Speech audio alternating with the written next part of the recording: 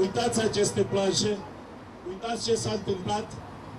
Astea sunt trenurile noi, aici este problema și ghiba tehnică și unde 2000 de oameni puteau să nu mai fie. Declarațiile au fost făcute de un lider de sindicat de la metrou. Acesta susține că un tren cu aproape 2000 de călători a fost la un pas de a deraia în urmă cu 2 săptămâni, în urma unei defecțiuni apărute la sistemul de direcție. Ar fi chiar unul dintre trenurile noi, importate de puțin timp din Spania. Un boghiu la un tren este, ca să explic altcumva, e direcția unei mașini. Deci este ca și cum ți-ai pierde direcția unei mașini. Din cauza unei defecțiuni ale boghiului au avut loc 2 incidente, susțin sindicaliștii. Boghiul reprezintă ansamblul de rulare al trenului. Din el fac parte mai multe elemente de siguranță, printre care roțile vehiculului și bieleta. Atunci când bieleta se rupe sau se deformează, se micșorează distanța dintre roți. Astfel intervine pericolul deraierii.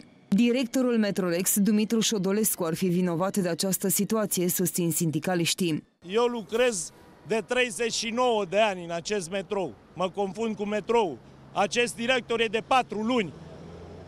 Dacă eu până acum nu v-am sesizat acest lucru, am făcut-o pentru că nu s-a ajuns într-o asemenea fază.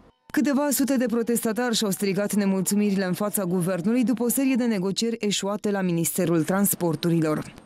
În primul rând pentru siguranța călătorului. Sunt foarte puțini oameni și nu reușesc să... Nu sunt specializați toți pentru întreținerea la instalației. Protestatarii au mai cerut prelungirea contractului de închiriere a spațiilor comerciale din stațiile de metrou. Din septembrie, mai susțin ei, 10 de angajați ar urma să rămână fără loc de muncă, în cazul în care contractele lor nu vor fi prelungite. În plus, sindicaliștii se plâng de lipsa personalului suficient la metrou și de salariile mici.